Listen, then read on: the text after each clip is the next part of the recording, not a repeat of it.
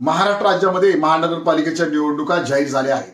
याच पार्श्वभूमीवर मी स्वतः Republican party of India Kharat पक्षाचा अध्यक्ष म्हणून राष्ट्रवादी काँग्रेस पक्षाचे राष्ट्रीय अध्यक्ष आदरणीय अजितदादा पवार यांची भेट घेतली। भेट घेऊन त्यांना मी एक पत्रक दिलं, लेटर दिलं आणि मागणी केली की सन्मानपूर्वक जर मला जागा दिल्या तर नक्कीच आघाडी करू, अशाचं मी त्यांना पत्र दिलं। परंतु मला सन्मानपूर्वक जागा मिळाल्या नाही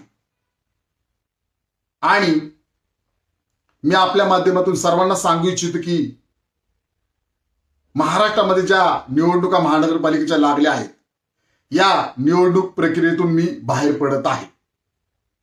कोणत्याही परिस्थितीमध्ये कोणत्याच पक्षाला आणि कोणत्याच उमेदवाराला माझा पाठिंबा नाही, मी आपल्याला स्पष्टपणे सांगू इच्छितो। तसेच संविधान निर्माता महामानव डॉक्टर बाबासाहेब आंबेडकर यांच्याच विचारधारेवर माझा पक्ष चालतो।